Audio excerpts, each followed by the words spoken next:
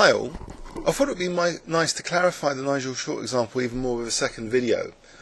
This was the game Charles Jaffe versus Louis Isaacs, played in Chicago 1926. A commentator had criticised knight e8, giving just knight d5 without any further note.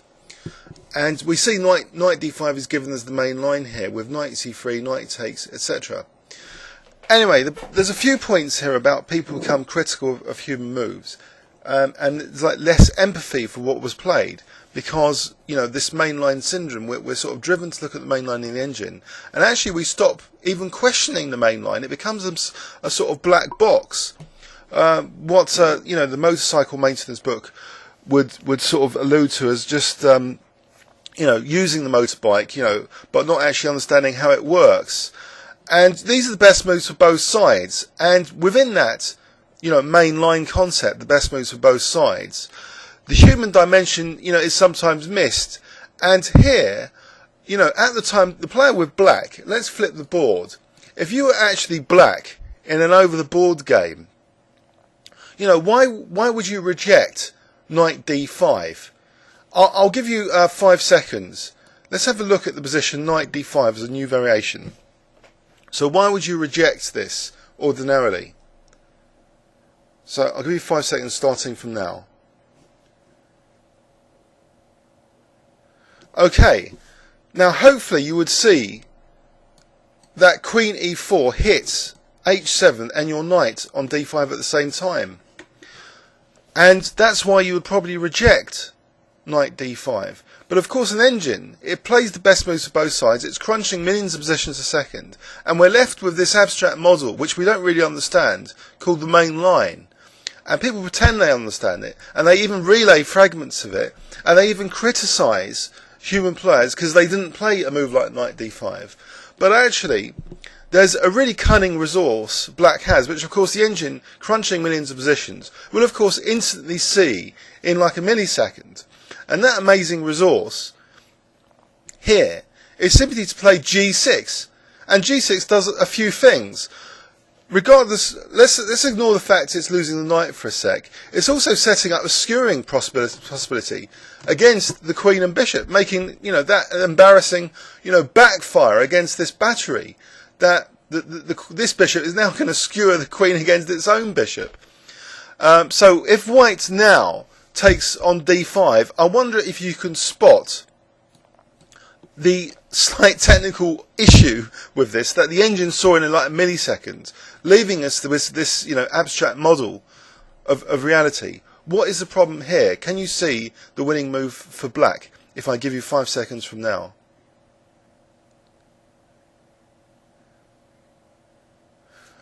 Okay, here black gets a good advantage. Actually, in realistic terms, it's like, you know, white would be horrified to lose his queen here. But actually, the engine brutally is just giving it minus 1.25. The queen is just trapped because this knight is now protecting that bishop, and it's also guarding this square. So the queen can't retreat there. The queen can't go there, of course, because of this bishop. The queen has no squares. It's a funny situation to be in. But it means, from the initial position, that that's why, you know, this main line was arrived at, that knight d5 is superior to knight e8. Just out of curiosity, let's have a look what happened after knight e8. So white was able to just play knight c3 without any concern about knight takes c3 now. So able to build up his resources, I guess, for the attack. In fact, using the d5 square for the knight, taking a key defensive piece, so getting now access to the dark squares around black's king. So rook e1, and it all seems to be a very easy game now. So bishop e6, bishop h6, so it's very dangerous for the black king side. Bishop g5, so the black bishop's now going to go to f6, clamp down this f pawn. Maybe this queen can end up on h6, and supported by a knight on g5, I guess. So bishop f6, the knight's driven back. Okay, bishop e4 first, now queen d2, so homing in on that h6 square. The rook can also come now to h4 if needed. Queen d7. After this, actually, black resigned. In fact, in this position, in fact, Queen h5 is not even given as the best move.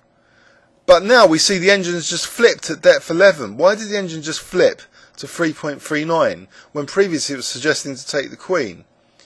Actually, there are a few unanswered questions here about the game itself. If Queen h6, how is black defending? Well, simply knight f5 and the queen's evicted, and there's no Queen h7 idea. Because rook h4 is stopped because of that. If the knight wasn't there, then takes would be winning. Takes, rook h4 check. Imagine there wasn't knight. King moves back, rook h8. But there is a knight. So in fact, Queen h6 is not even a decent move in this position. The killing move, which we just were witness to.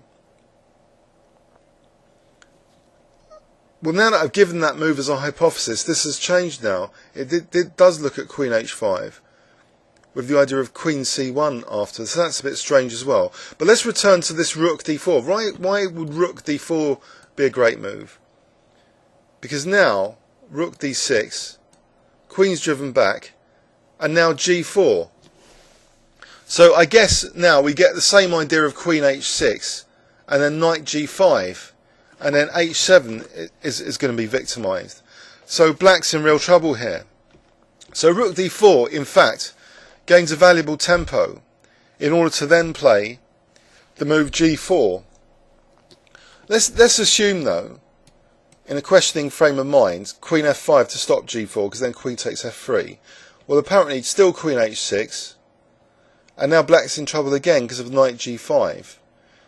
And the f5 square has just been taken away from the knight, so there's no knight f5 defence. And if Queen h5, then actually Queen takes g7, mate. So anyway, black collapsed earlier because black did not play the most precise, clinical move after e5, and the whole kingside basically collapsed because of this knight c3 to d5, taking the dark square bishop, invading the dark squares, and that was it. That was disaster for black. But from our mainline syndrome, so the annotator had become critical that knight d5 hadn't been played. So knight d5 is indeed a very cute move. And here the defensive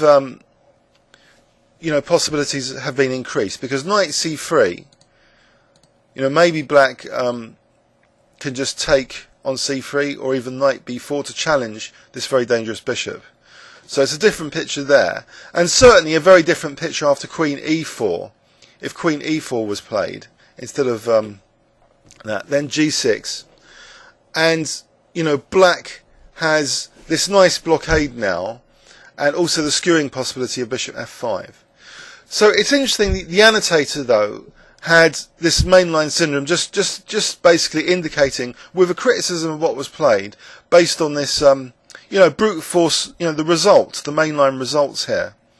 So I hope that's vividly showing the Nigel Short example of why an annotator was a bit overly critical, perhaps, and lacking that human empathy, which, as a player with the black side, you would have thought that if we flip that around again, that you're faced with e5, that you have to retreat the knight to e8. That's an assumption you would make, because you would have spotted Queen e4, but only on a deeper investigation, not being too frightened by that position, to suddenly, to think that that there is a resource, an incredible resource available here, just casually letting the queen get sucked into d5 by playing g6.